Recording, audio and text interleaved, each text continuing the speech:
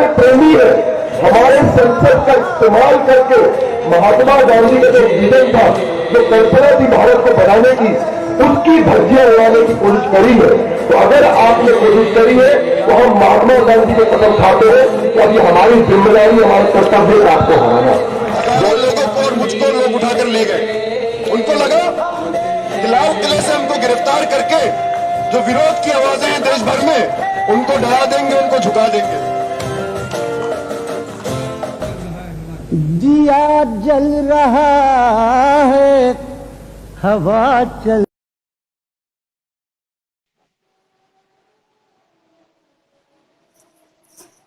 नमस्ते दर्शकों, media vigil के प्लेटफॉर्म पर आप सबका स्वागत है। दिल्ली पुलिस ने जेएनयू-एसयू के पूर्व छात्र नेता और एक प्रमुख पॉलिटिकल एक्टिविस्ट उमर खालिद को 13 सितंबर की देर रात 11 बजे यूएपीए कानून यानी कि अनलॉफुल एक्टिविटीज प्रिवेंशन एक्ट 2019 मतलब गैर कानूनी गतिविधियां रोकथाम कानून के तहत गिरफ्तार कर लिया है।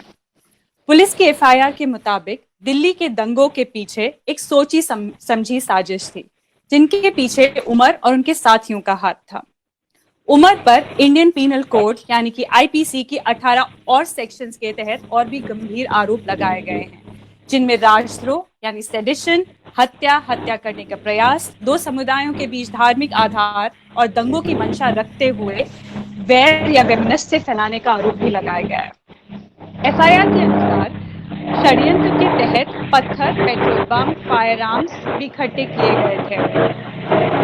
दिल्ली पुलिस के मुताबिक डोनाल्ड ट्रंप की विजिट और देश को अस्थिर करने के लिए ये षड्यंत्र रचा गया था। क्या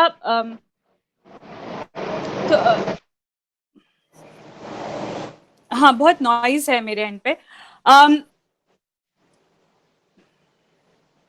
ओके, उमर के साथ जो मसला हुआ है, ये यूएपीए कानून है, एग्जैक्टली किस तरह से लोगों को टॉर्चर करने के लिए यूज किया जा रहा है, क्या ये स्टेट की सोची समझी एक क्रूअल प्रैक्टिसेस का पार्ट है, इन सब को समझने के लिए आज हमारे साथ दो बहुत ही स्पेशल गेस्ट हैं। स्पेशल इसलिए क्योंकि वो लोग उमर के ना केवल दोस्त हैं, वो खुद जेएनयू-एसयू से जुड़े रहे हैं अलग अलग पोजीशंस पे।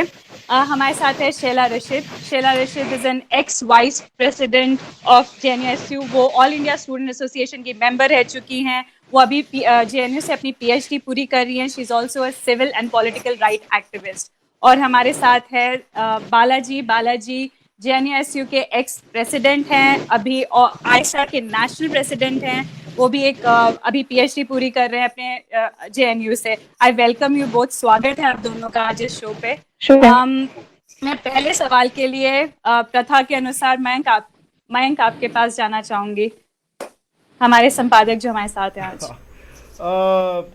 देखिए, अंग्रेजी में एडिटर जो है उतना भारी शब्द नहीं लगता जितना हिंदी में संपादक लगता है। तो मेरा सवाल आप दोनों से है और आप दोनों जो है एक एक करके, क्योंकि मैं शुरू यहीं से करना चाहूंगा, एक प्रेमाइस हम बिल्ड कर सकते हैं।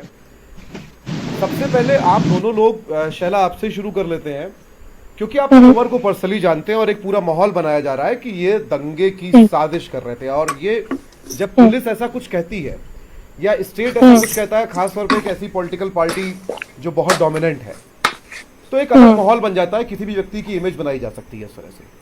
पहला आप और फिर बालाजी आप बताएं कि आप लोग चूंकि पर्सनली उमर को जानते हैं, आप लोगों के हिसाब से एज अ पर्सन उमर कैसे व्यक्ति है? देखिए, पहली बात तो जो हमें समझनी पड़ेगी वो ये है कि हम लोग मान लीजिए जब हम लोग जेएनयू में, जब हम लोग छात्र राजनीति करते थे, स्टूडेंट पॉलिटिक्स करते थे, उस वक्त ऐसा नहीं है कि हमारी सिर्फ दोस्ती थी। ऐसा नहीं है कि हर बात पे अग्रीमेंट होता था। हम लोग अलग अलग ऑर्गेनाइजेशंस से थे, जैसे कि आप जानते हैं, और कई सारे इश्यूज ऐसे होते थे जिस पे डिफरेंस ऑफ ओपिनियन होता था, विवाद होता था। मेरा मतलब है कहने का कि उमर के और मेरे बीच में, उमर की पार्टी और मेरी पार्टी के बीच में कई सारी चीज़ों पे विवाद होता था। मतलब जितना हम लोग गवर्नमेंट की ऑपोजिशन करते हैं उतना ही हम एक दूसरे की भी ऑपोजिशन करते थे। लेकिन हमेशा जो जेएनयू के स्टूडेंट्स का ट्रेडिशन रहा है वो ये रहा है कि हम लोग आइडियोलॉजिकली चीज़ों को सॉर्ट आउट करते हैं। तो जिसको कहते हैं, अगर आपने एक अंग्रेजी शब्द है फ्रेनिमीज जिसको कहते हैं, यानी जो फ्रेंड और एनिमी का मिक्स है, तो आप ऐसे समझ लीजिए कि उमर और हमारे बीच में जो क्या कहते हैं प्रोफेशनल रिलेशनशिप था, जो कैमराडरी थी, it was not without opposition. यानी हम लोग जो है वैल्यू करते थे ऑपोजिशन को। यानी हम लोग जब स्टूडेंट यूनियन में थे उस टाइम उमर और उनके फ्रेंड्स, उनके पार्टी के मेंबर्स, वो हमारी ऑपोजिशन करते थे, वो कई सारे इश्यूज पे हमसे इख्तलाफ रखते थे। तो ऐसा नहीं है कि 100% अग्रीमेंट होता था। और मुझे लगता है ये डेमोक्रेसी का सबसे बड़ा फीचर है कि you can disagree without having to kill each other, without having to commit violence. And that is exactly the tradition that we are trained in. That is exactly the tradition that Umar Khalid is trained in. So I would like this opportunity to say, I would like to take this opportunity to say that it's not a matter of we are his friends, we have 100% agreement on things. We don't have 100% agreement on things. But we have been trained in a tradition, we have been groomed in a political tradition where we are, where we have learned to explore our differences, where we have learned to work through our differences in the way that you should in a democracy, right? Not by arresting one another, not by beating up one another, but through discussion, through debate, through open dialogue. And it doesn't matter if we were in the union, we were in a position of power, it doesn't matter. Anyone had the right to come up and question us to our face. And that is the kind of society that we really, that's the kind of egalitarian society that we really envisioned. And Umar is being punished for that. Now, I would like to say here that ये सिर्फ उमर की बात नहीं है. It is not just about कि उमर कैसा लड़का है, उमर कैसा लड़का नहीं है, नहीं. पूरे मुल्क में जो है इस टाइम अगर आप देखेंगे एक्टिविस्ट्स, एकेडमिक्स, जो कोई भी मतलब जो कोई भी तरक्की पसंद विजन रखता है, जो कोई भी एक प्रगतिशील विजन रखता है जिसको हम प्रोग्रेसिव कहते हैं, उस पर एक तलवार मंडला रही है खतरे की। किसी भी टाइम किसी को भी अरेस्ट किया जा सकता है, किसी भी टाइम किसी को झूठे इल्जामों में फंसाया जा सकता है, चाहे वो भीमा कोरेगांव केस हो जो एल्गार परिषद केस है, या चाहे वो दिल्ली राइट्स केस हो। मतलब ये अब एक कैच ऑल बन गया है। आपको जो कोई भी बंदा पसंद नहीं है, आपको जिस बंदे को भी उठाना है, आप या तो भीमा कोरेगांव वाली कंस्पिरेसी बता दो या तो आप डेली राइट्स वाली कंस्पिरेसी। डेली राइट्स क्या है? देखिए, राइट सिर्फ तभी हो सकता है जब पुलिस उसको अलाउ करती है। ये सीधी सी बात है। हम लोगों ने इतनी लाठियां खाई हैं सिर्फ प्रोटेस्ट करने के लिए, कहीं पर सिर्फ खड़े होने के लिए, किसी चौक में हम लोग खड़े हो जाते थे, पुलिस हमें लाठी मारती थी। So what we need to understand is police has absolute control. In any state, the police has absolute control. They decide what to allow, they decide what to not allow. And this is the Gujarat model, where the Gujarat police, they allowed riots to happen for 3 days. And this is the exact same model हम जानते हैं कि Delhi police system government के under है। तो वो उसी Gujarat model के तहत जो है वही कर रहे हैं जो उन्होंने गुजरात में किया। They allowed these riots to happen and it's not a riot. जो एक माइनॉरिटी होती है, माइनॉरिटी को हमेशा नुकसान होता है, तो इसको आप राइट नहीं कह सकते। ये वन साइडेड वायलेंस है एक हिसाब से, अगर आप देखें तो इसको राइट कहना भी गलत ही है। तो जो इसमें विक्टिम्स हैं, यानी जो माइनॉरिटी कम्युनिटी है या जो प्रोग्रेसिव्स हैं, आपने देखा कि जो आम आदमी पार्टी लीडर ताहिर हसन है, खालिद सैफी हैं, उनको ये सब विक्टिम्स हैं। ये सब दिल्ली के मुसलमान हैं जो इसके विक्टिम्स हैं और विक्टिम्स को अरेस्ट किया जा रहा है। तो ये एकदम बकवास केस है। मतलब इस केस में तो जीरो मेरिट है। लेकिन सवाल ये है कि जब यूएपीए एक बार लगा दिया तो उसके बाद आप सालों साल किसी को जेल में रख सकते हैं। आपको ट्रायल करने की जरूरत नहीं है, आपको एविडेंस देने की जरूरत नहीं है, आप सालों साल आराम से किसी को जेल में रख सकते हैं। तो अब मुझे पता नहीं इसको फाशिस्ट कहें, इसको जालिम कहें, इस गवर्नमेंट को क्या कहें, लेकिन this government needs to go and unless this government goes, हमारे राइट्स, हमारे हकूक जो है वो सेफ नहीं है। बालाजी, उमर अभी आप बता रहे थे हमारे इसको शुरू करने से पहले ब्रॉडकास्ट को कि आप पर्सनली आपके लिए बहुत ये प्रॉब्लमेटिक और ये तकलीफदेह सिचुएशन है क्योंकि उमर आपके पर्सनल दोस्त भी हैं। कुछ बताएंगे उमर के बारे में? जो कुछ उमर क्या दंगे की साजिश कर सकते हैं? हाँ, मैं क्या बताऊं, हम कहाँ से शुरू करेंगे कि जैसे शैला ने भी बताया, कोई भी साथी होते हैं एक संगठन में हो या बाहर भी, हम लोगों के कुछ विचारों में जरूर अंतर रहता है।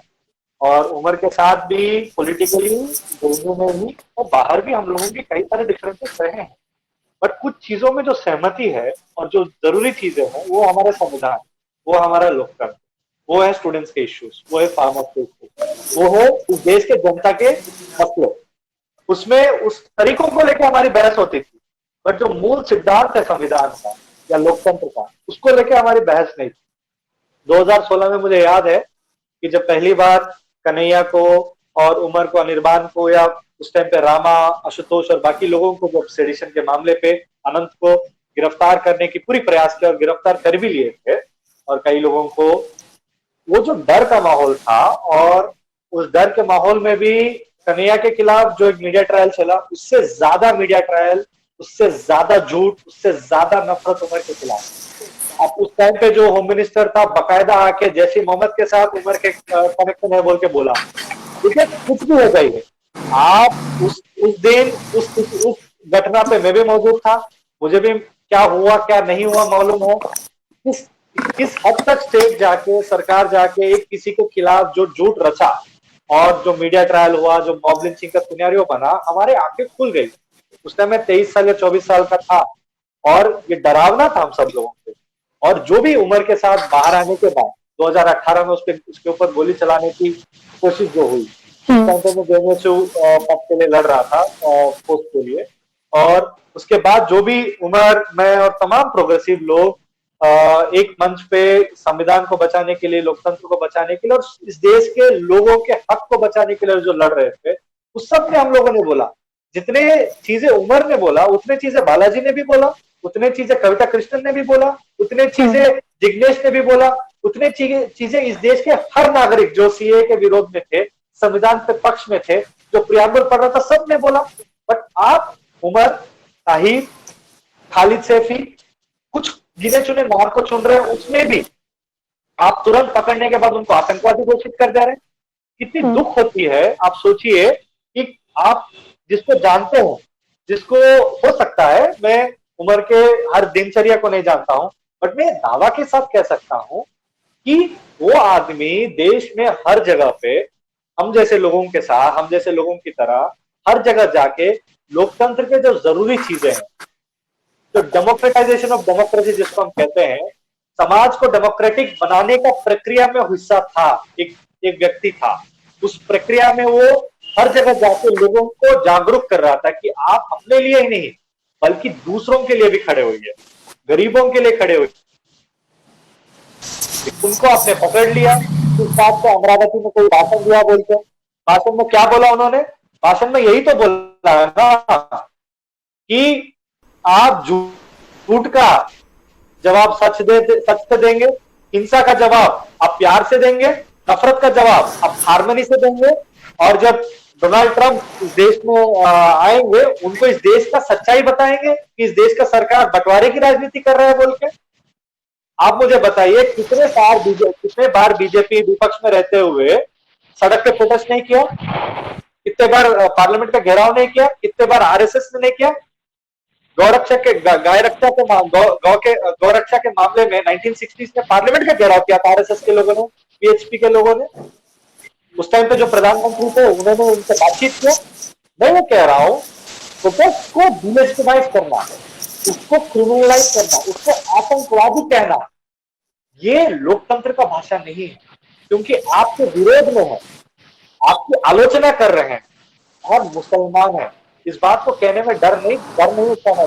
बीमा कोरेगांव में दलितों को बुरा बनाया, जितने दलित है उन सब दलितों को देशद्रोही बताया, उनके ऊपर क्या क्या मुकदमा किया। बीमा कोरेगांव अगर दलितों को सबक सिखाने के लिए सरकार ने साजिश रचा, वहां पे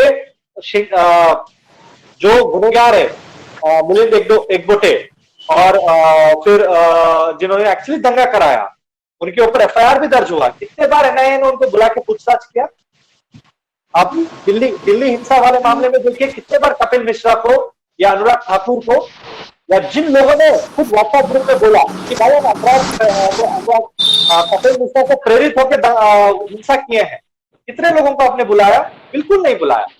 और जो इस पूरे देश में आप नहीं, आप सफूरा ले लीजिए, आप जेल में जो लोग अभी बंद है, आप मिरान हैदर को ले लीजिए, आप गुलफिशा को ले लीजिए, पिंजरा तोड़ देवांगना, नताशा, मैं नाम गिना से सकता हूं, सब नौजवान है।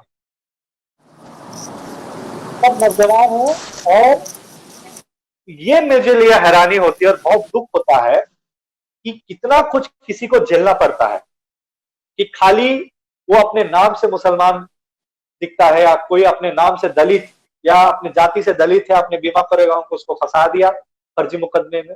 और यहाँ पे जैसे उमर की गिरफ्तारी हुई, क्या चल रहा है मीडिया में? मीडिया में ये चल रहा है कि उमर कहां पे जाके कहां से मिला। मैं तो हर किसी को ये बात बोल रहा हूँ, अगर उमर 8 जनवरी को जाके शाहीन बाग में मीटिंग किया, आपके पास सीडीआर है ना, किन किन से मिला, क्यों नहीं आप टीवी में दिखा सकते हैं? और जो अमरावती में भाषण दिया उसको लेकर आप इतना कह रहे हैं? बालाजी एक मिनट, हम लोग वो भाषण सुन ही लेते हैं, क्योंकि शैला जो है उनका कनेक्शन टूट गया है, तो तब तक शैला लौट भी आए हो सकता है ना। तो एक बार हम ये वो भाषण का वो जो हिस्सा है आखिरी 40 सेकंड का जिसको लेके ये सारा विवाद है, एक बार वो हम सुनवा देते हैं लोगों को कि एक्चुअली वो भाषण था क्या। नरेंद्र मोदी बोलते हैं जो कुछ 70 साल नहीं हो मैंने करके दिखा दिया। सही बात है, पहली बार ऐसा हुआ कि देश का प्रधानमंत्री दूसरे देश में जाकर चुनाव का प्रचार कर रहा था किसी और देश के प्रधानमंत्री के लिए। तो वहां डोनाल्ड ट्रंप का प्रचार करते करते उन्होंने बोला कि आपको हिंदुस्तान की परवाह करने की कोई जरूरत नहीं है, हिंदुस्तान में सब बढ़िया, हिंदुस्तान में सब अच्छा है, हिंदुस्तान में सब सन्यासी। अब उनके मित्र अमेरिका से हिंदुस्तान आए और हिंदुस्तान को 24 तारीख को अहमदाबाद में निकलेंगे। तो अहमदाबाद में ट्रंप के स्वागत के लिए वहां की झुग्गी झोपड़ियों को छुपाया जा रहा है, करोड़ों खर्च किए जा रहे हैं वहां की झुग्गी झोपड़ियों को छुपाने के लिए। गुजरात जहां की विकास की बात होती थी, ये बोला जाता था कि गुजरात का विकास जापान और चीन जैसा विकास हो गया है। आज उस गुजरात की सच्चाई ऐसी है और हमारे देश के प्रधानमंत्री को इतनी शर्म आती है अपने गुजरात के विकास के बारे में कि वो झुग्गी झोपड़ियों को छुपा रहे हैं। कहीं डोनाल्ड ट्रंप को यह ना पता चल जाए कि हिंदुस्तान में सब चंदासी नहीं है, हिंदुस्तान में मोदी नंदासी है। हम वादा करते हैं 24 तारीख को डोनाल्ड ट्रंप हिंदुस्तान आएंगे तो हम ये बताएंगे कि हिंदुस्तान के प्रधानमंत्री और हिंदुस्तान की सरकार हिंदुस्तान को बांटने का काम कर रही है। ओके, आप लोगों ने अभी अभी स्पीच सुनी उमर की, और आपने शैला और बालाजी की बात भी सुनी कि कैसे आइडियोलॉजिकल डिफरेंसेस रखते हुए भी एक डेमोक्रेटिक प्रैक्टिस थी जिसके थ्रू वो लोग संवाद करके अपने डिफरेंसेस एक्चुअली सेलिब्रेट भी करते थे, उन पे डिस्कशन भी करते थे या कंक्लूजन पे भी आते थे। पर जो स्टेट अभी कर रहा है उन प्रैक्टिसेस पे हम सबको सवाल जरूर उठाना चाहिए। शैला, आपने अपने पहले आंसर में यूएपीए कानून के बारे में मेंशन किया कि यूएपीए कानून की तरह किसी को अगर अंदर कर लिया जाए, किसी को गिरफ्तार कर लिया जाए, बहुत लंबे टाइम तक वो जा सकते हैं। मुझे पिछले साल जब 2019 में यूएपीए में अमेंडमेंट्स हुए थे और एक बहुत सिग्निफिकेंट अमेंडमेंट हुआ था जिसमें आप एक इंडिविजुअल को भी आतंकवादी घोषित कर सकते थे। उस चीज को डिफेंड करते हुए होम मिनिस्टर अमित शाह ने 2-3 बातें कही थी जो मेरे को मतलब आई वुड वांट आपका रिएक्शन क्या उन पे। एक तो उन्होंने कहा था कि आतंकवाद व्यक्ति की मंशा में होता है, आतंकवाद संस्थाओं में नहीं होता। दूसरा उन्होंने कहा था आतंकवाद बंदूकों से पैदा नहीं होता, आतंकवाद को फैलाने के लिए जो अप्रचार या उन्माद फैलाया जाता है वो आतंकवाद का मूल है। और तीसरा उन्होंने कहा था जो आतंकवाद को पोषण देने के लिए या मदद करने के लिए साहित्य और थ्योरी युवाओं के जहन में डालता है वो आतंकवादी है। तो ये जो तीनों चीजें हैं जिसमें मंशा, बेसिकली एक इंडिविजुअल पे सारी रिस्पॉन्सिबिलिटी डाल देना, इंस्टीट्यूशन से हटा के ये कह देना बंदूकों में नहीं होता, इनफैक्ट बोलने में होता है, और ये कहना कि साहित्य में आतंकवाद होता है, ये isn't this a preparation to harass our students, our professors, intellectuals, मतलब हर तरीके से उनको किसी भी तरह आतंकवादी घोषित करने का। पहली बात तो जो यूएपीए कानून के हवाले से मैं ये कहना चाहूंगी कि it is a prevention act, it's a preventive detention act essentially. यानी नॉर्मली क्या होता है कानून में, अगर कोई एक्ट होता है, मान लीजिए कोई चोरी करे, कोई मर्डर करे, कोई क्राइम करे, उसके बाद उसको सजा मिलती है। यूएपीए का या जो दीगर जो प्रिवेंटिव डिटेंशन लॉज हैं, जैसे जम्मू कश्मीर में एक लॉ है पब्लिक सेफ्टी एक्ट, तो उनका सबका एसेंस जो ये है कि आप किसी को पहले ही क्रिमिनल अज्यूम कर लेते हैं और आप अज्यूम करते हैं ये बंदा क्राइम करेगा, फिर आप उसको उसके प्रिवेंशन के अंडर जो है आप उसको, बिकॉज दे से prevention, these are preventive detention laws in the end. So basically you can detain someone without having to prove that they have committed a crime first of all. तो सबसे बड़ी इसमें problematic बात यही है कि जो प्रिवेंटिव डिटेंशन लॉज है, even if we have to have preventive detention laws in this country as a sovereign democratic republic, even if we have to have preventive detention laws, there have to be watertight safeguards. और उसमें अंदर किस तरह के लोगों को करना चाहिए, उसमें अंदर करना चाहिए कपिल मिश्रा जैसे लोग को, कोमल शर्मा जैसे लोग को, अनुराग ठाकुर जैसे लोग को जो सीधा सीधा बोल रहे हैं कि गोली मारो, गोली चलाओ, लोगों को इंसाइट कर रहे हैं वायलेंस करने के लिए, उन पर कोई कार्रवाई नहीं होती है। बहुत सारी चीजें जो है कन्वीनियंटली भुलाई जाती हैं। अमित शाह ने जो टेररिज्म की डेफिनेशन दी है वो एक है, मैं आपको और एक टेररिज्म की डेफिनेशन देती हूँ। टेररिज्म का मतलब है, आतंकवाद का मतलब है किसी को आतंकित करना। और इस वक्त अगर आप देखें कि इस मुल्क में आतंकित कौन है, तो वो सबको पता है कि इस मुल्क में इस टाइम जो माइनॉरिटी है या जो प्रोग्रेसिव लोग हैं, जो एक अलग नजरिया रखते हैं गवर्नमेंट से, जो एक मुख्तलिफ व्यू रखते हैं गवर्नमेंट से, वो आतंकित हैं। और ये आतंकवाद फैला कौन रहा है? ये गवर्नमेंट खुद फैला रही है आतंकवाद। और आतंकवाद का जो एक मतलब जो एक टेररिज्म का जो एक एसेंशियल डेफिनेशन है, जो एक एसेंशियल पार्ट है, वो ये है कि इट शुड बी ऑर्गेनाइज्ड। और अगर आप देखें जो मॉब लिंचिंग ग्रुप्स हैं, जो मॉब लिंचिंग करते हैं, यानी जो गांव हत्या के नाम पे, आप गांव हत्या की भी जरूरत नहीं है, आप सीधे पकड़ के किसी को ऐसे भी लिंच कर सकते हो कि जय श्री राम बोलो, भारत माता की जय बोलो, दाढ़ी रखा है तो लिंच कर सकते हैं, आप किसी को वैसे ही लिंच कर सकते हैं। ये ग्रुप्स ऑर्गेनाइज्ड हैं, ये लोग आपस में इतला करते हैं, ये लोग आर्म्ड हैं। तो अगर आप देखिए जो मॉब लिंचिंग ग्रुप्स हैं, चाहे फिर वो खुद को एज गौरक्षक दल ऑर्गेनाइज करें या कुछ और तरीके से कुछ और कह के ऑर्गेनाइज करें, ये सेना वो सेना, these are terrorist groups because they are violent, they are driven by an ideology, and they are organized. These are the three essential elements of any organization or any group being called a terrorist organization, and all of these definitions apply to those groups that are patronized by the government. अगर आप देखें इस वक्त मतलब जो UP chief minister है योगी आदित्यनाथ, जो MP है क्या नाम है इनका, साध्वी प्रज्ञा, ये सब जो है ये खुद टेरर अक्यूज्ड रहे हैं। और हमने देखा कि जो एनआईए की पब्लिक प्रोसिक्यूटर है रोहिणी सालियान, उन्होंने किस तरह से कहा कि उनको नॉट नहीं मिला, उनको बोला गया कि आप just go easy on these cases, इनको जो हिंदू टेरर के केसेस है इन पे ज्यादा आप लोग जो है ज्यादा इन्वेस्टिगेशन ना करें। और उसके बाद उनको क्लीन चिट मिल भी गया, कुछ लोगों को बेल मिल गई, कुछ लोग मेंबर ऑफ पार्लियामेंट है, कुछ लोग चीफ मिनिस्टर बने हुए हैं। तो ये भी टेररिज्म, ये लोग टेरर के ये लोग these are terror accused. And what India is doing and what India is doing wrong from a security perspective, from a purely security perspective, is that India is not fighting terrorism. India is fighting Muslims. If you want to fight terrorism, right? I mean, people who are involved in terrorism, people who are involved in violence, you arrest them. And they're not being arrested. On the contrary, they are being rewarded. They are being given ministerial berths. They are being put on the defense committees. They are being given top posts in the ruling party. And India is, at some point, India is going to pay a price for this. We are going to pay a price for this because it is going the same route as, some governments in Pakistan, they patronized terror groups. And now that whole country is paying the price for it. Now everyone is tired of that nonsense, and that is something that's going to happen in India as well, and people are going to regret this at some point, that why didn't we stop when our government was patronizing terror groups? Why didn't we stop our government?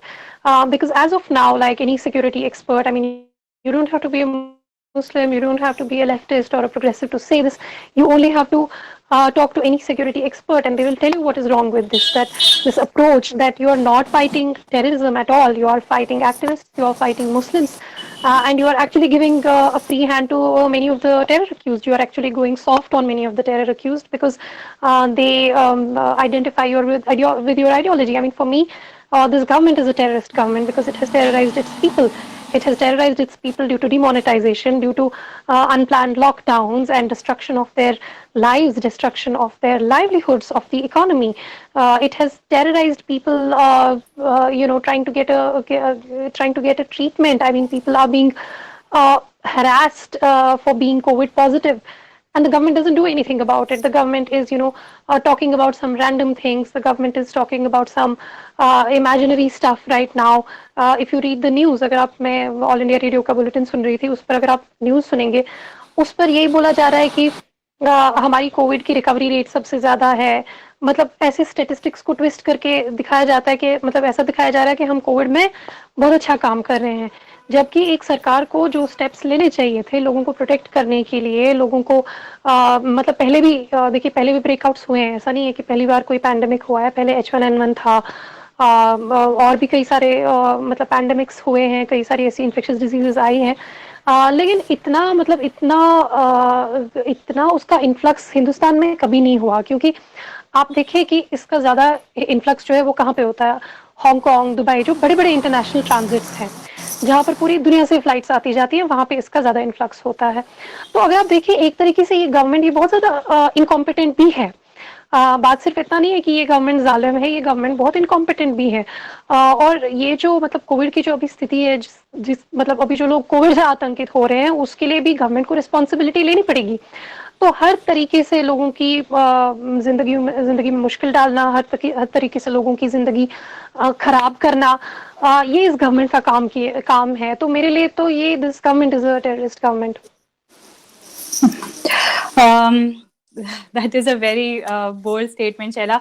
Although मैं एक आपकी बात से इत्तेफाक नहीं रखती हूँ और मैं उस पर वापस आऊंगी शो के एंड में, कि शायद ये हिंदू मुस्लिम बाइनरी शायद एटलीस्ट एट दिस पॉइंट सिर्फ हिंदू मुस्लिम बाइनरी नहीं रहा है, क्योंकि हमने दलितों को परेशान होते हुए देखा है, हमने बैकवर्ड कम्युनिटीज को परेशान होते हुए देखा है, हमने औरतों को परेशान होते हुए देखा है। तो it is any marginalised group, जो भी हाशिए के समाज है, जिसमें जेंडर हो सकता है, कास्ट हो सकता है, आपकी रिलीजियस आइडेंटिटी, सब परेशान हो रहे हैं। तो शायद हमको we have to rethink of those solidarities too. Mayank, Balaji, Bihar में चुनाव है और कोविड कंट्रोल में नहीं है, इकॉनमी गिरती जा रही है, बेरोजगार आंदोलन कर रहे हैं और वो बढ़ता जा रहा है। ये गिरफ्तारी जो है या इस तरह का जो सारा प्रोसेस है, ये उससे डाइवर्जन का भी तरीका है क्या सरकार का बिहार में पोलराइजेशन के लिए और पूरा एक माहौल बनाने के लिए? जो वोटर है जो बेरोजगारी से नाराज होके दूर जा रहा है, उसको थोड़ा सा धर्म के नाम पे पोलराइज करके इधर ले आने का, और उसके लिए इसके एस्केप बोर्ड्स जो है वो बेकसूर लोग बनेंगे। तो डाइवर्सन अकेला कहना गुनाह भी होगा, क्योंकि ये इनके एजेंडा भी है। हाँ। कि लोगों को सप्रेस करना, जो भी लोग उनके क्रिटिकल है, और जो भी लोग हिंदुत्व में यकीन नहीं करते हैं उन सबको एंटी नेशनल कह के जेलों में बंद करना। आप गोलवलकर का किताब पढ़ लीजिए, सावरकर का किताब पढ़ लीजिए, उसमें उन्होंने लिखा जो खुद ये लोग लागू कर रहे हैं। दरअसल में आपका ध्यान पिछले साल मोदी सरकार जब चुन के आया था वापस, उसके बाद अगले दिन राम माधव जी ने इंडियन एक्सप्रेस में एक लेख लिखा था। उस लेख में उन्होंने एक बहुत जरूरी चीज लिखा जिसका आधार बनता है ये सब विचखंड। उन्होंने उस लेख में लिखा कि जो भी इंटेलेक्चुअल्स है, जो भी एक्टिविस्ट है, जो भी डेमोक्रेसी के सो कॉल्ड सेक्युलरिज्म या डेमोक्रेसी के लड़ने वाले लोग हैं, उन सब लोगों को इस देश से साफ करना चाहिए। उन्होंने सीधा नहीं बोला साफ करना चाहिए, उन्होंने बोला कि ये सूडो इंटेलेक्चुअल्स, ये सूडो एक्टिविस्ट, इन लोगों को इस देश में अब रहने का जगह नहीं है, अब इनसे लड़ने का जरूरत है। Khan market gang. और उसके तुरंत बाद अमित शाह वो जो गृह मंत्री है आपके पार्लियामेंट में जो संशोधन लाते हैं यूएपीए में कि आप एक इंडिविजुअल आदमी को भी टेररिस्ट घोषित कर सकते हैं। कोई भी डेमोक्रेटिक कंट्री में जिसको डेमोक्रेसी कह सकते हैं, आपको प्रिवेंटिव डिटेंशन के लिए कोई कानून हो ही नहीं सकता है। संविधान प्रिवेंटिव डिटेंशन के खिलाफ साफ तौर पर लिखता है कि प्रिवेंटिव डिटेंशन कोई भी लोकतंत्र में नहीं हो सकता है। अब कोई भी वजह हो सकता है जी। अब अगर प्रिवेंटिव डिटेंशन का कानून लाएगा, यूएपीए जैसे कानूनों का कोई जगह नहीं है। टाडा जैसे कानूनों को हटाया गया, कोटा जैसे कानूनों को इस देश में हटाया गया ताकि बताने के लिए कि लोकतांत्रिक नहीं है, क्योंकि उन कानूनों का इस्तेमाल करते हुए उस टाइम पे मौजूदा सरकारों ने पॉलिटिकल डिसिडेंट्स को या जिनको पॉलिटिकली उनको दिक्कत था उन लोगों को गिरफ्तार किया। और आज भी आप देखिए यूएपीए के नाते, चलिए आप सरकार के लॉजिक से मानते हैं, मुझे यूएपीए से आपत्ति है, मैं यूएपीए से एग्री नहीं करता हूं। यूएपीए जैसे कानूनों को कोई समाज में जगह नहीं होनी चाहिए, डेमोक्रेटिक समाज में।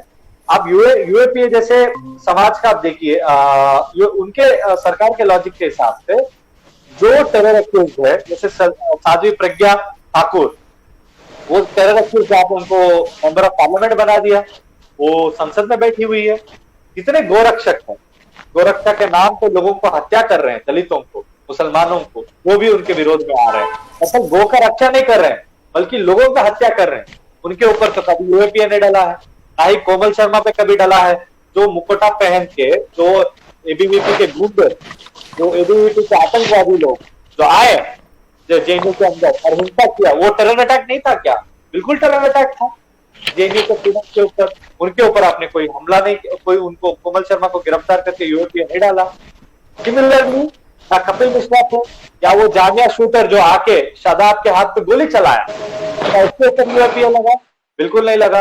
और इसी दिल्ली दंगों को केस में देखिए, शायद मैं नाम कह पा रहा हूँ, मनीष सरोरा है शायद उसका नाम, वो आम आंख में पकड़ा गया था दिल्ली हिंसा के दौरान। उसको कोविड है बोल के बेल दे दिया कोर्ट ने। जब उसी दौरान कोविड की खतरा सबसे ज्यादा है, सफूरा को बेल नहीं दिया कोर्ट। बाद में जाके हाईकोर्ट को ह्यूमैनिटेरियन ग्राउंड में बेल देना पड़ा। और यही चीज आपको आनंद तेंदुलकर, अब 7 साल के ऊपर है पब्लिक इंटेलेक्चुअल, उनको आपने बेल नहीं दिया।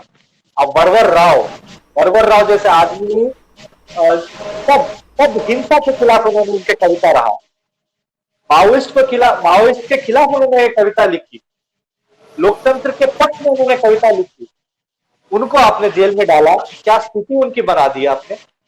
और आज छात्रों को, एक्टिविस्ट को मैं साफ तौर पर कहना चाहता हूं, मैं उम्र पे बात करना चाहता हूं, मैं दिव्यांगना पे बात करना चाहता हूं, मैं खालिद सैफी पे बात करना चाहता हूं कि ये कौन लोग हैं? ये आम लोग हैं इस देश के, जिन्होंने तिरंगा पकड़ा, संविधान हाथ में लिया और बोला कि सीएए कानून खाली मुसलमान विरोधी नहीं है, गरीब विरोधी है। इस देश के जिसके हाथ में अगर कोई कागज नहीं होगा, एक कागज बनाने के लिए जिसको हजारों रुपए देना पड़ता है रिश्वत में, नॉर्मल का राशन कार्ड बनाने के लिए। और हमने लॉकडाउन के दौरान में देखा यही बात है, जिनके हाथ में राशन कार्ड होने के बावजूद वो भूख से मरे हैं। भूख हुई हम लोगों को कि उनको राशन नहीं मिला। यही चीज हमने बोला कि वो उनको अपनी सिटीजनशिप प्रूव करनी पड़ेगी। सरकार हम चुनते हैं और हमें तो सरकार पलट के कह रहा है कि नहीं हम नागरिकों को चुनेंगे। और ये बातें कहने के लिए, मोहब्बत की बात कहने के लिए, हारमोनी की बात कहने के लिए कपिल खान को आपने 6 महीने बिना वजह के जेल में डाल दिया। क्यों? क्योंकि वो मुसलमान थे। आप दलितों को जेल में डाल दिया भीमा कोरेगांव के नाम पे। क्यों? क्योंकि वो दलित है, वो जातिवाद के खिलाफ बोल रहे हैं। और उमर हो या कोई भी स्टूडेंट, मैं कह रहा हूं कोई भी एक्टिविस्ट डेमोक्रेसी के पक्ष में खड़ा है, आज उनके ऊपर यूएपीए डल रहा है, सेडिशन डल रहा है। ये सरकार तय कर लिया कि हमको डेमोक्रेसी चाहिए नहीं, संविधान चाहिए नहीं। जो भी डेमोक्रेसी के साथ है वो हमारे लिए आतंकवादी है, जो भी डेमोक्रेसी के पक्ष में है वो हमारे लिए आतंकवादी है, जो भी संविधान का पाठ करता है वो हमारे लिए आतंकवादी है। हम भारत के लोग आज आतंकवादी बन गए हैं। आज उम्र पे जो लगा है वो हम भारत के लोगों पे लगा है, वो यंग इंडिया पे लगा है, जो नौकरी मांग रहे हैं, जो शिक्षा मांग रहे हैं। कितनी शर्मनाक है। यहां पे देखना पड़ेगा कि क्या गुनाह किया है, बिल्कुल क्या गुनाह किया है उमर या खालिद सैफी या देवांगना या नताशा। कोई गुनाह नहीं किया। उन्होंने संविधान का पाठ किया है, इस संविधान को हमने लड़ के जीता है। मुझे इसीलिए दुख होता है, सबसे ज्यादा दुख होता है कि जिस इंसान ने लोगों के एकता के लिए लड़ा, नफरत के खिलाफ लड़ा, क्या मीडिया ट्रायल चल रही है उसके खिलाफ। कल टाइम्स नाउ चैनल ने यह चलाया कि कोई सीक्रेट मीटिंग हुई जिसमें स्वराज इंडिया का कोई, मैं कह रहा हूं, मैं दावे के साथ कह रहा हूं, कोई प्रूफ कर दे मुझे। हमारे सारे प्रोटेस्ट, हमारे सारे भाषण, हमारे सारे प्रोटेस्ट के कॉल सब पब्लिक डोमेन में है। कोई चीज चुपके नहीं किया गया था। अगर हमने एक्टिविस्ट की मीटिंग बुलाई, अगर कोई इस पे मंथन करने के लिए, चर्चा करने के लिए बात हुई थी, वो सब पब्लिक फोरम में है। कौन सी चीज चुपके से किया? सरकार ने चुपके से किया, नफरत फैलाया। सरकार ने चुपके से लोगों को डिवाइड किया। जिस देश के जनता ने चुपके से कुछ भी नहीं किया, खुलेआम आया और खड़े होकर बोला कि हम संविधान का रक्षा कर रहे हैं, और नारा दिया संविधान के 4 सिपाही हिंदू, मुस्लिम, सिख, ईसाई। ये नारा देने के लिए आप उनको देशद्रोही कह रहे हैं? आपने तो खुलेआम, जिन लोगों ने सीए के पक्ष में बात रखा, वो लोग तो भगवा झंडा रख के और देश के गद्दारों को गोली मारो सालों को नारा दिया है। और जो लोग इस देश के जनता के लिए लड़ रहे थे, वो क्या नारा दे रहे थे? हिंदुस्तान के 4 सिपाही हिंदू, मुस्लिम, सिख, ईसाई नारा दे रहे थे। अब उन लोगों को देशद्रोही कह रहे हैं, उन लोगों को आतंकवादी कह रहे हैं। इसका मतलब अब इस देश के लोकतंत्र को आतंकवादी कह रहा है। और सबसे खतरनाक मुझे ये लगता है कि उमर को जेल में डालना या कोई भी व्यक्ति को, शर्जील इमाम के ऊपर जिस तरीके से हर जगह पे उसके राजनीतिक विचार से कई लोगों के मतभेद है, मेरा भी मतभेद, बट क्यों आपने खाली उसको गिरफ्तार करके एक मुद्दा प्रूव करना था, आपने किया? आपको गिरफ्तार करना था, आपने क्यों उन लोगों कपिल मिश्रा को गिरफ्तार नहीं किया अभी तक? मैं अभी भी कह रहा हूं, कोमल शर्मा को क्यों नहीं गिरफ्तार किया? उसको पहचान ही 9 महीना हो गया। बट अनफॉर्चुनेट की बात यह है कि ये डाइवर्शन नहीं है मयंक, ये इनकी एजेंडा है। इसीलिए मैंने आपको उस वाले बात पे ले गया हूं जहां पे राम माधव ने इंडियन एक्सप्रेस में आर्टिकल में बात दावा किया, उसके बाद अमित शाह ने उसको पार्लियामेंट से एग्जीक्यूट किया, उसके बाद में आज दिल्ली पुलिस, खुद दिल्ली वायलेंस में देख लीजिए, बीजेपी आरएसएस का स्क्रिप्ट था ये, जो होम मिनिस्टर को दिया गया था, मोनिका अरोड़ा ने जाके दिया उनके हाथ में, और होम मिनिस्टर ने उसको स्वीकार किया।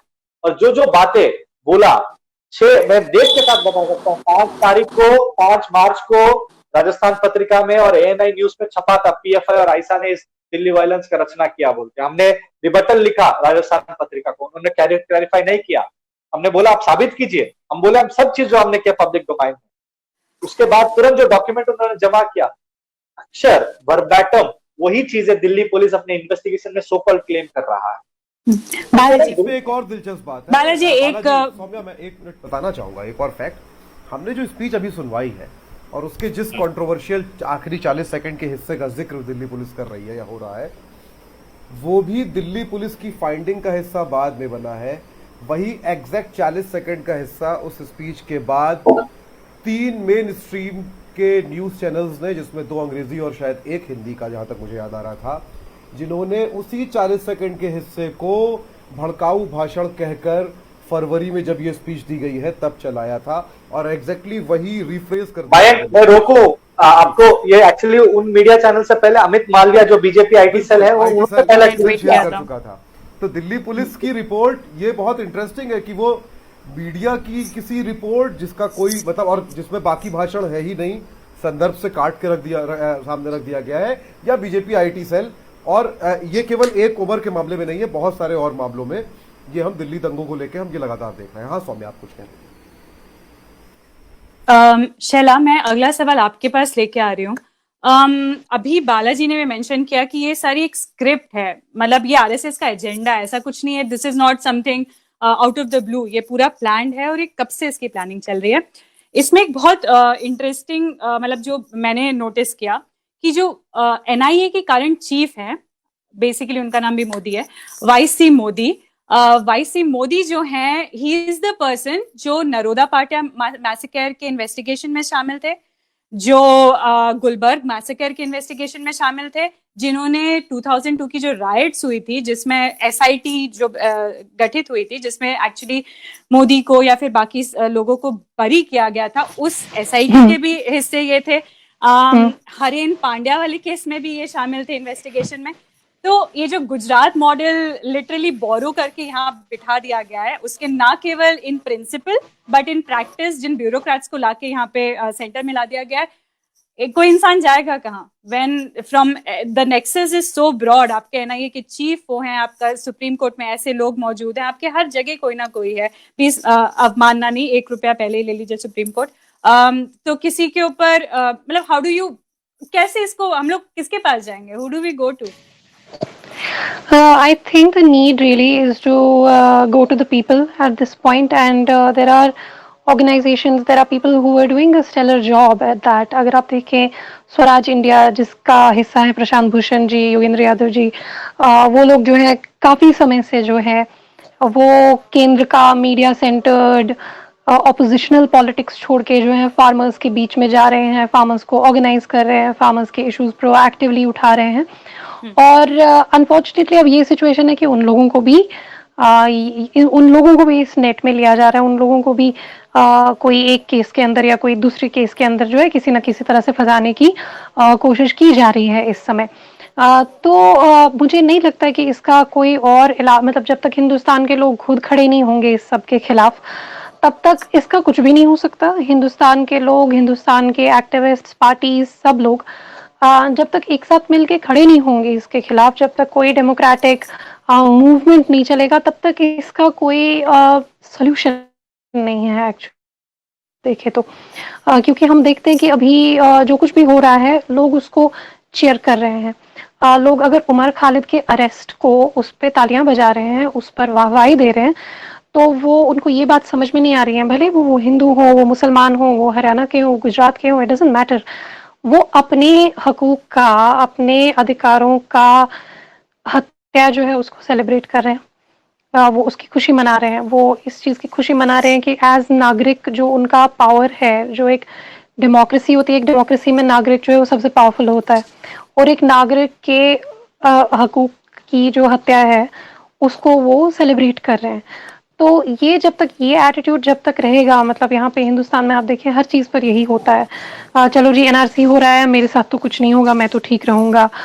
चलो जी सीए आ रहा है, मेरे साथ तो कुछ नहीं होगा, मैं ठीक रहूँगा। डिमोनेटाइजेशन हो रहा है, मेरा कुछ नहीं होगा, बाकी लोग सफ़र होंगे। अमीर सोचता है कि गरीब सफ़र होंगे, गरीब सोचता है कि अमीर सफ़र होंगे।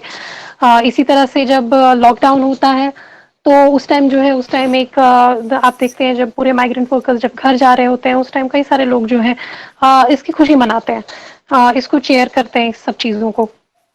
तो ये जब तक ये एटीट्यूड चेंज नहीं होगा, जब तक लोग एक साथ मिलके ये नहीं समझेंगे कि उनको हमें अपने हकूकों को गवर्नमेंट से बचाना है। गवर्नमेंट को हमारे डिफेंस की जरूरत नहीं है, गवर्नमेंट के पास आर्मी है, पुलिस है, सब बालाजी, कुछ है। Sorry, hmm. Sorry Shaila, I just बस बालाजी, मैं आपसे भी इसी चीज पे, क्योंकि आपने राम माधव का नाम मेंशन किया और लगातार not just Ram Madhav, S Gurumurthy, R Jagannathan, ऐसे जो लोग हैं जो आरएसएस के एकदम हार्डकोर लॉयलिस्ट हैं, वो लोग एक सोसाइटी को कॉन्कर करने की बात करते हैं। तो going from the same question जो आईसी मोदी का मैंने बात करी, कि जब ब्यूरोक्रेट्स जो इतने अलाइंड हैं गवर्नमेंट की सोच के साथ, उनको रख दिया जाता है इतनी इंपॉर्टेंट पोजीशंस पे, एनआईए जैसी चीफ पोजीशन पे, हम लोग जस्टिस या न्याय या संवैधानिक मूल्यों की बात कैसे करेंगे इस उसमें? जैसे हमने अंग्रेजों से लड़ा वैसे इनसे लड़ना पड़ेगा, इसके अलावा और कोई चारा नहीं है। और मुझे इस देश के जनता और नौजवानों पे और लोगों पे बहुत भरोसा है। मैं कहूंगा क्यों भरोसा है। आप देखिए, जब पूरा गोदी मीडिया स्टूडेंट्स के इश्यूज को बिल्कुल नहीं दिखा रहा था, नीट और जेई के एग्जाम के मसले पे, या आप ले लीजिए रोजगार के मसले को लेके, स्टूडेंट्स ने क्या किया? स्टूडेंट्स ने वहां पे चोट पहुंचा सरकार को जहां पे उनको सबसे मैटर करता है, डिसलाइक मूवमेंट चलाया। और कितना असर पड़ा कि बीजेपी को अपने कमेंट सेक्शन बंद करना पड़ेगा। मैं ये नहीं कह रहा हूँ कि बहुत बड़ी चीज है, स्टूडेंट्स ने बिल्कुल छोटी चीज किया और बिल्कुल हथौड़ा जहां पे हम मारना है वहां पे मारा उन्होंने।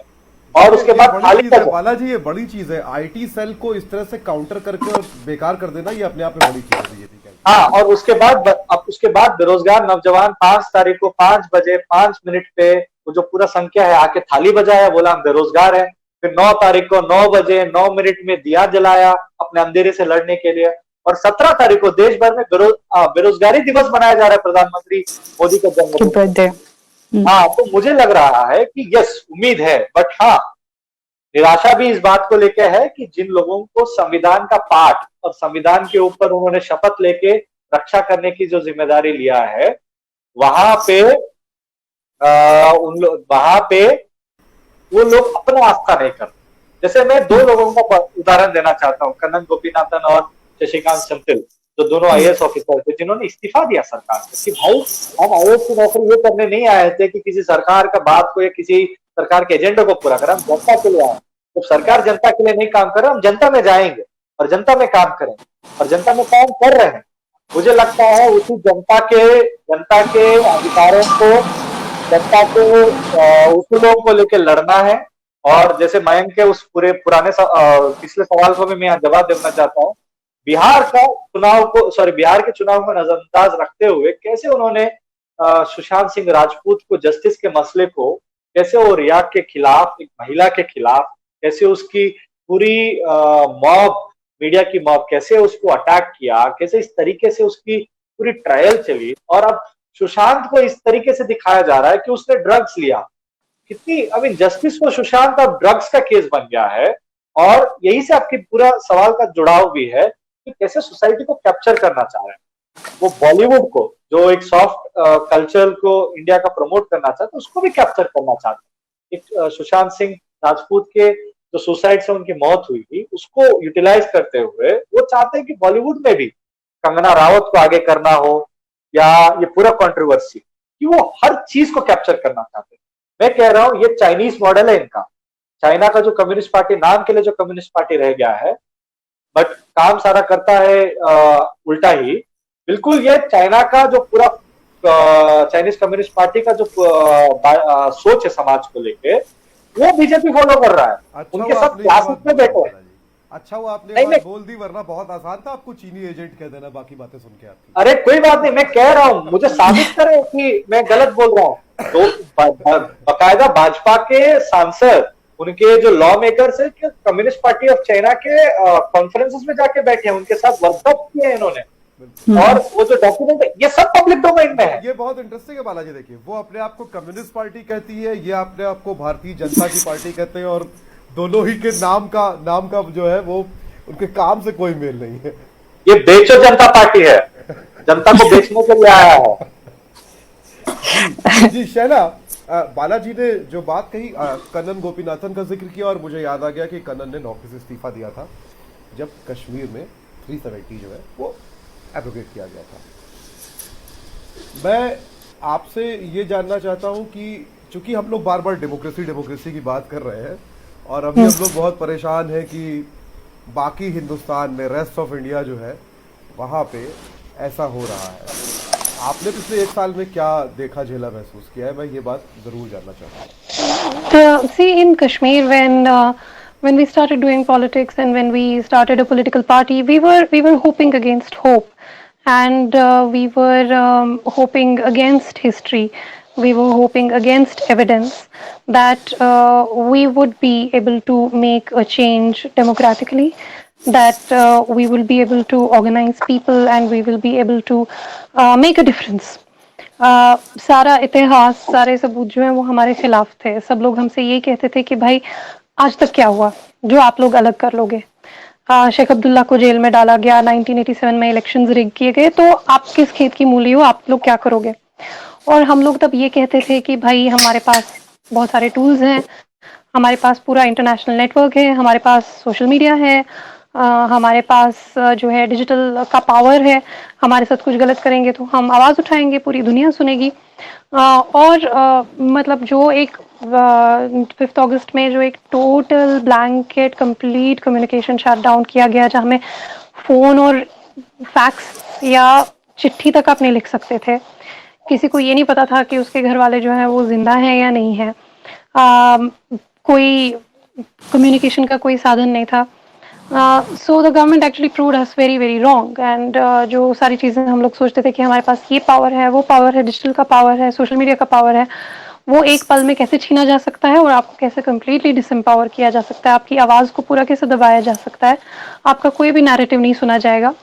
ये हमें गवर्नमेंट ने दिखा दिया। और उसमें भी मतलब उस टोटल ब्लैकआउट में भी जो इन्फॉर्मेशन मैंने बाहर लाने की कोशिश की, जब मैंने कहा कि लोगों के साथ टॉर्चर हो रहा है, लोगों के घरों में घुस के जो है उनके घर पे तोड़फोड़ की जा रही है, तो मेरे ऊपर सेडिशन लगा दिया गया।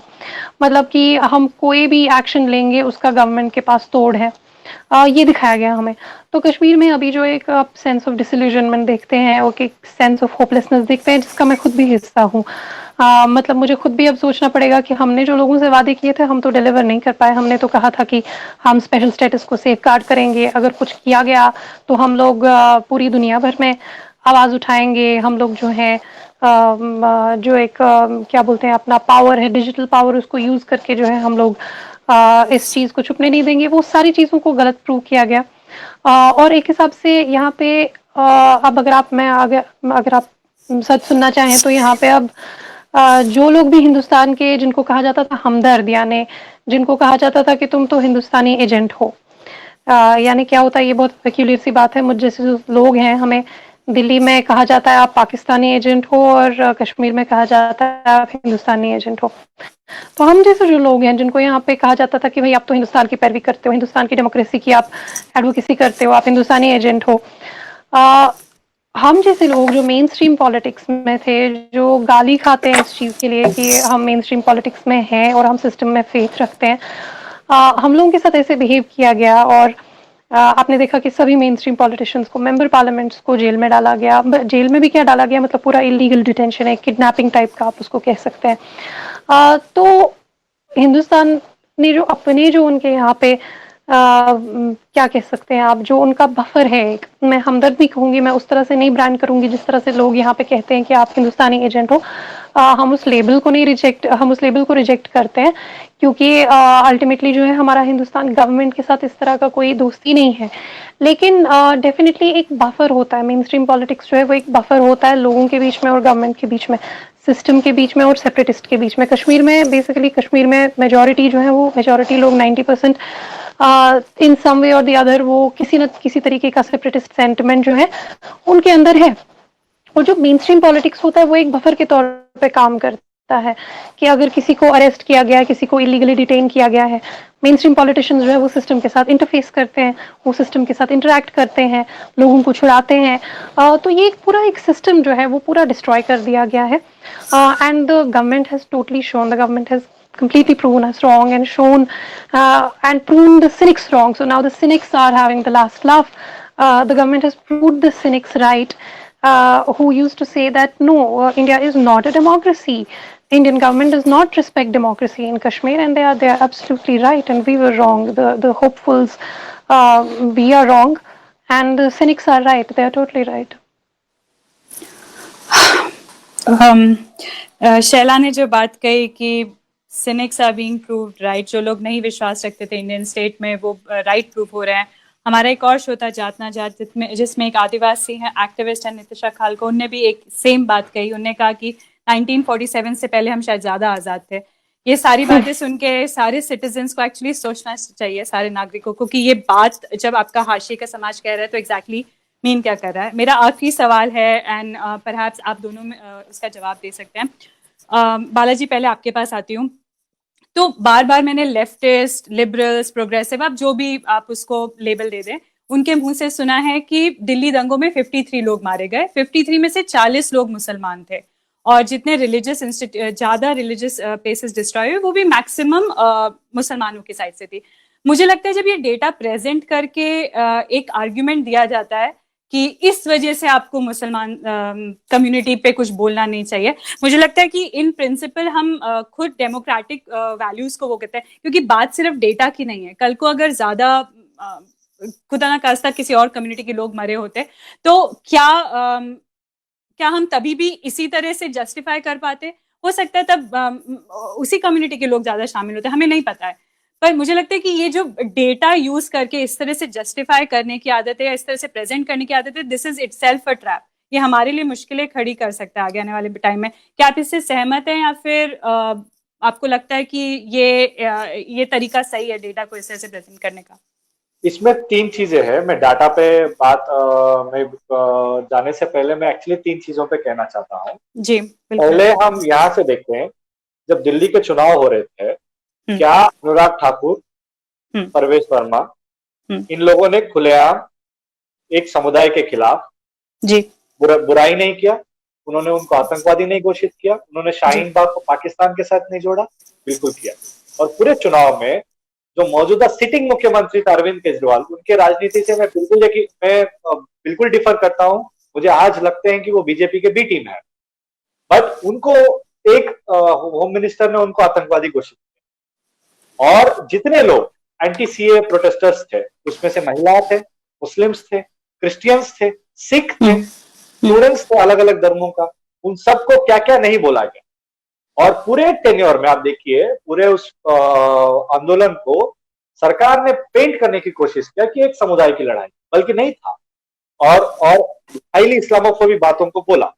और खुद कपिल मिश्रा ने वहां पे जाके क्या किया, और उसके बाद दिल्ली पुलिस कैसे चुप रहा, अपना पूरा कार्रवाई को कैसे रोका।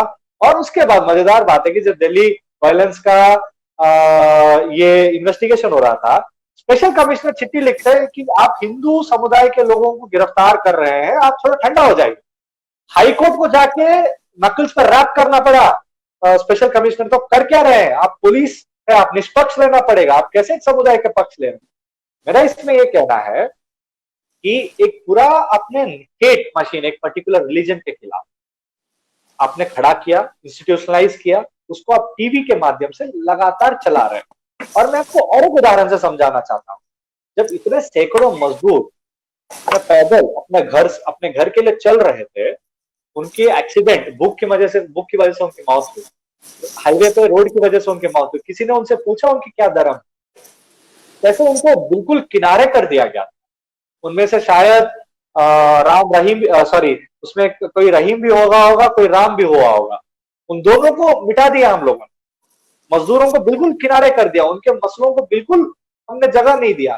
तो यहाँ पे बात दो है, एक, हाँ, धार्मिक तरीके से जो हिंदुत्व की जो आलोचना है, जो थॉट है, जो सरकार करना चाहता है, जो ले जाना चाहता है, जो भी उसका हिंदुत्व का विरोध करता है, और हिंदुत्व और हिंदुइज्म में बहुत अंतर है। Hindutva as an ideology is poison, वो हेट को प्रमोट करता है, वो नासीज्म की तरह है, वो फासिस्ट की तरह है जो मुसोलिनी और हिटलर ने किया, वो एक माइनॉरिटीज के खिलाफ, जो दलितों के खिलाफ मनुस्मृति में यकीन करने वाला आलोचना थॉट है हिंदुत्व, उसके विरोध करेंगे, आपके पास आएंगे। इसीलिए वो गांधी से प्रेम नहीं करते हैं, इसीलिए अंबेडकर से प्रेम नहीं करते हैं, इसीलिए भगत सिंह से प्रेम नहीं करते हैं, गांधी के हत्यारों को पूजा करते हैं।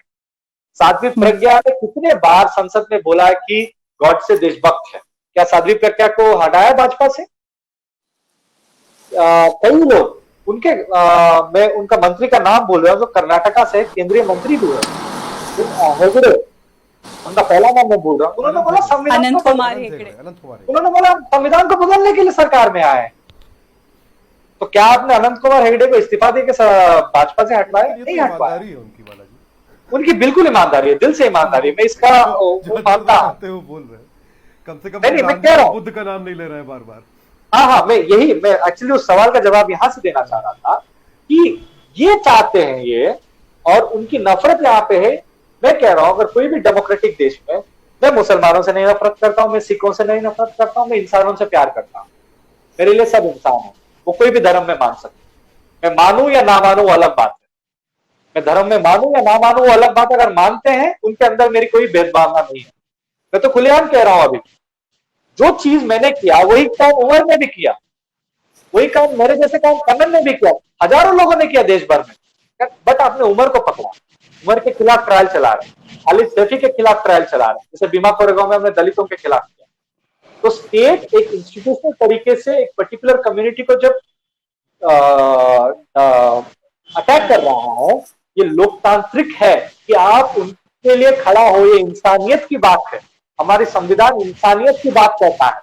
हमने खारिज किया हिंदू राष्ट्र को 1947 में, हमने संविधान बनाया। इसीलिए 1949 में ऑर्गेनाइजर की पत्रिका में आरएसएस ने लिखा, हमारा संविधान इंडिजिनस नहीं है, हमारा संविधान मनुस्मृति से प्रेरित नहीं है। इसके लिए 52 साल उन्होंने तिरंगा झंडा को लहराया नहीं अपने हेडक्वार्टर नागपुर में।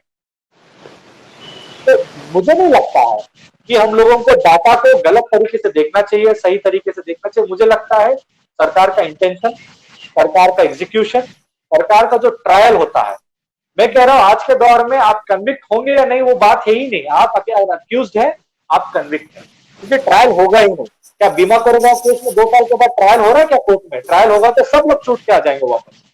क्या सेडिशन केस में 4 साल हुआ, कोई ट्रायल शुरू हुआ? बिल्कुल नहीं शुरू हुआ। इस केस में भी कोई ट्रायल नहीं होगा, क्योंकि उनकी मकसद ट्रायल करना नहीं है, उनकी मकसद है कि बस चलाते रहो अपने एजेंडा। इसलिए मैं कहता हूं, जो इंसान है, जो इंसानियत में यकीन करता है, जो इस देश को प्रेम करता है, संविधान पे यकीन करता है, वो खड़ा होना पड़ेगा आज हर एक से जिसकी जुल्म हो रही है। अगर वो कश्मीरी है तो खड़े रहिए कश्मीरी से, अगर वो बिहारी है बिहारी से खड़े रहिए, अगर असम से खड़े रहिए उनके साथ, अगर नॉर्थ ईस्ट के हैं उनके साथ खड़े रहिए। जो कश्मीर में हुआ, हमने बोला 370 का हटाने का मतलब कश्मीर को मुक्त करना नहीं था। 370 का हटाने का मतलब है कि कश्मीर में जो अत्याचार हो रहे हैं उसको देश भर में लेजिटिमाइज करना और उसी तरीके को देश को कश्मीर बना देना। बिल्कुल वही किया है। कहने में दुख होता है हमें कि हमारे दोस्त तो कश्मीर में बताते हैं जो तकलीफ उनको हो रही है, और आज कहीं ना कहीं हमने हर जगह पे, तमिलनाडु में जब जेपी नड्डा जी गए हैं, तमिलनाडु के लोगों को बोला कि यहाँ के मेन स्ट्रीम पार्टी देश के खिलाफ बोलते हैं। अरे भाई, आप कोई अपोजिशन पार्टी के खिलाफ ऐसा बोल के आ जा रहे हो, आप टुकड़े टुकड़े गैंग हो। जेपी नड्डा, अमित शाह और इस देश के जो बीजेपी और आरएसएस के लोग हैं, जो इस देश को टुकड़े टुकड़े करना चाहते हैं, बंटवारे के राजनीति के साथ, धर्म के नाम पे, जाति के नाम पे, भाषा के नाम पे। और इस देश का अस्तित्व है यूनिटी, इस देश का अस्तित्व है हार्मनी, और यूनिटी की जब मैं बात कर रहा हूँ, not as one identity but as different identity, unity in diversity. तो मुझे लगता है कि जब अमित शाह से पूछा गया टुकड़े टुकड़े गैंग कौन है, उन्होंने बोला हमको पता नहीं है। वो खुद के बारे में कैसे बता पाएंगे कि वो असली टुकड़े टुकड़े गैंग का मालिक? जी। सौम्या, मैं शहला मेरे कुछ पूछना चाहती थी, आप कह रही थी। नहीं, मतलब मैं यही सवाल शैला के पास लेके जाना चाहती थी। आप अपना सवाल ऐड करके आप जा सकते शैला, हैं। मैं कोई सवाल ऐड नहीं कर जाऊंगा, समय कम बचा है। शैला, एक हमारे दर्शकों ने भी ये बात कही है, जो बात आपने शुरुआत में कही तो उसमें कुछ दर्शकों ने, खास तौर पे पंकज चतुर्वेदी और भी लोगों ने, उन्होंने ये कहा कि यहाँ पे आप मुसलमान की बात कर रही हैं, पर इस पूरे प्रोसेस में देवांगना से लेके तमाम ऐसे लोग हैं, तो ये हिंदू मुस्लिम बाइनरी कैसे हो सकती है? इसमें स्पेसिफिकली, कम से कम इस मामले में, दिल्ली दंगों के मामले में, केवल ये एक देखिए, हाँ जी, क्योंकि समय कम है, क्यों मैं भी इसको संक्षेप में ही रखना चाहती हूँ। ये एक बहुत सिंपल सी बात है। Balaji, I think Balaji spoke too soon when he said that Umar Khalid has been arrested and I have not been arrested. I think Balaji, you should not speak too soon because someday you might also be arrested. So don't jinx it. What I would say is that the target are Muslims primarily, and anyone who stands up for Muslims. अब उसमें अगर कोई कविता कृष्णन है, कोई सुधा भारद्वाज है जो marginalized communities के लिए बोलते हैं, जो tribals के लिए बोलते हैं, they are also on target. So it is minority communities, marginalized communities and their advocates. आप देखते हैं आनंद Teltumbde is not a Muslim, but he's the finest. I think no one will dispute if I call him the finest public intellectual of India. And he is not a Muslim, but he's been arrested, and despite being a professor at such a high-profile university, despite having such a stellar academic background, despite having all the name and fame and network, if you can arrest him, then anyone is a target. But I would simply say that the long and short of the matter is that the marginalized communities are at risk, and anyone who advocates for their rights, be it Devangana, Kalita, be it Khalid Saifi, be it anyone is a target. Anyone is fair game. मैं आज के अपने show का अंत जो है किसी हिंदू मुस्लिम एकता की बात से नहीं करना चाहता हूँ, क्योंकि दरअसल उससे कहीं ज्यादा जरूरी ये समझना है कि ये लड़ाई केवल हिंदू और मुस्लिम की एकता या सेकुलर स्ट्रक्चर बचाने की नहीं है। ये आजाद जो सोच है, जो वैचारिक स्वतंत्रता जिसको हम कहते हैं, दरअसल ये लड़ाई वहां पे आती है। और ये लड़ाई दरअसल इस बात की भी है कि आप लोग जो अभी, आप में से बहुत सारे लोग, मैं जानता हूं, उमर खालिद को लेकर मैं आप लोगों के ट्वीट्स पढ़ रहा था, जो उमर खालिद को आतंकवादी से लेकर न जाने क्या क्या कह रहे थे। ये समझना जरूरी है कि सिविल डिसोबीडियंस एक लोकतंत्र की सबसे जरूरी चीज है।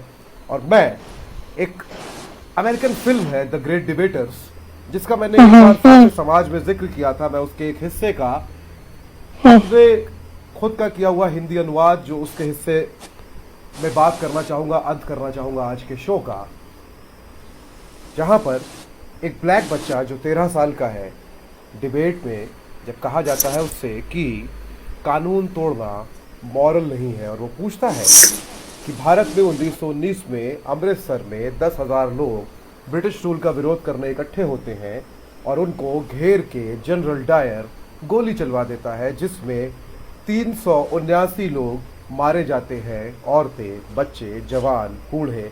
और जब जनरल डायर से पूछा जाता है कि आपने ऐसा क्यों किया, तो डायर का जवाब था, मैं उनको एक मॉरल लेसन देना चाहता था, एक नैतिक सबक देना चाहता था। इसके विरोध में गांधी असहयोग आंदोलन खड़ा करते हैं, सरकारी बिल्डिंगों पे कब्जा कर लिया जाता है, सरकारी दफ्तरों में काम ठप हो जाता है, सड़कें जाम कर दी जाती है, और लाठियां और गोलियां चलने के बावजूद लोग ना सड़क छोड़ते हैं न सरकारी दफ्तर। गांधी भी इसको एक मॉरल लड़ाई बताते हैं, वो जेल जाते हैं, सरकार को, ब्रिटिश सरकार को उनको छोड़ना पड़ता है, और गांधी भी इसे अपनी नैतिक विजय बताते हैं।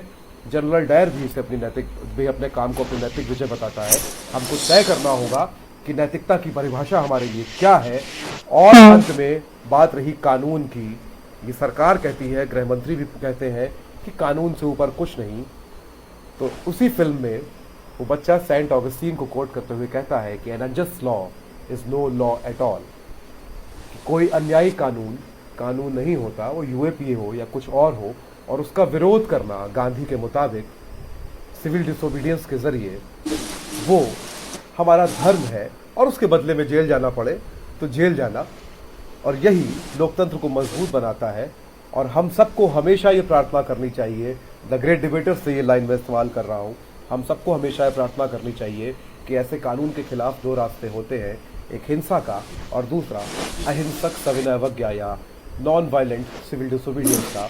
हम सबको प्रार्थना करनी चाहिए कि जनता हमेशा अहिंसा और सिविल डिसोबीडियंस का रास्ता ही अपनाए। इसी के साथ बालाजी बहुत शुक्रिया, शैला बहुत शुक्रिया इतना सारा समय निकालने के लिए, सौम्या आपका शुक्रिया शानदार सवाल और इन दोनों को हमारे साथ लाने के लिए, और आप सबका शुक्रिया जो इस शो को देख रहे थे। हम लोग आपसे फिर मिलेंगे किसी और मुद्दे पे बात करने के लिए। जाहिर सी बात है परसों हम बेरोजगारी पे बात करेंगे, क्योंकि बेरोजगारी दिवस मना रहे हैं सब लोग, जैसा कि बालाजी ने बताया। और बहुत बहुत शुक्रिया एक बार फिर से। सोचिए, लोकतंत्र में एक नागरिक होने का अधिकार तभी जिंदा रहेगा जब आप सवाल करना शुरू करेंगे, वरना आप नागरिक नहीं रह जाएंगे। मीडिया विजन की ओर से आप सबको थैंक्स। हमारे संसद का इस्तेमाल करके महात्मा गांधी का जो विजन था, जो कल्पना थी भारत को बनाने की, उसकी धज्जियां उड़ाने की कोशिश करी है। तो अगर आपने कोशिश करी है तो हम महात्मा गांधी के कदम खाते हैं कि अब ये हमारी जिम्मेदारी, हमारा कर्तव्य है आपको हराना। लोगों को और मुझको लोग उठाकर ले गए। उनको लगा कि लाल किले से हमको गिरफ्तार करके जो विरोध की आवाजें हैं देश भर में, उनको डरा देंगे, उनको झुका देंगे। जिया जल रहा है